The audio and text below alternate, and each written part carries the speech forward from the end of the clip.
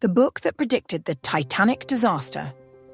A book describes the Titanic disaster in detail 14 years before it happened.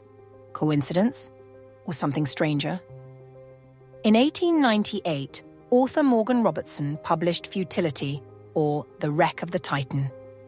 It told the story of a massive, unsinkable luxury liner that strikes an iceberg in the North Atlantic and sinks, killing most of its passengers.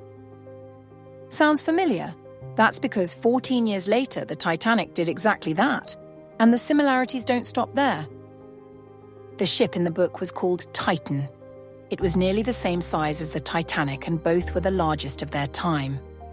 Both sank in April after hitting an iceberg in the North Atlantic, almost at the exact same spot, and both had far too few lifeboats for their 3,000 passengers.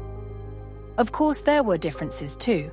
The Titan was heading eastward to Britain, while the Titanic was on its westbound maiden voyage to America.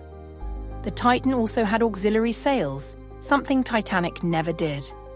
And while Titanic sank under a calm, moonless sky, Titan went down in rough seas under a full moon.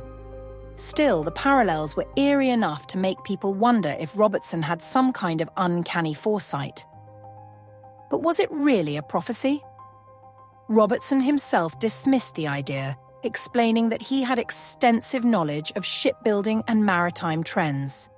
By the late 19th century, ships were already getting bigger, faster, and more luxurious, and he simply imagined where the industry was heading. Collisions with icebergs weren't that uncommon either. And let's be honest, naming a massive ship after the Titans of Greek mythology wasn't exactly a rare idea. Still, the Titanic wasn't the only vessel with an ominous name to meet disaster. In 1880, a British ship called the Titania also struck an iceberg and sank.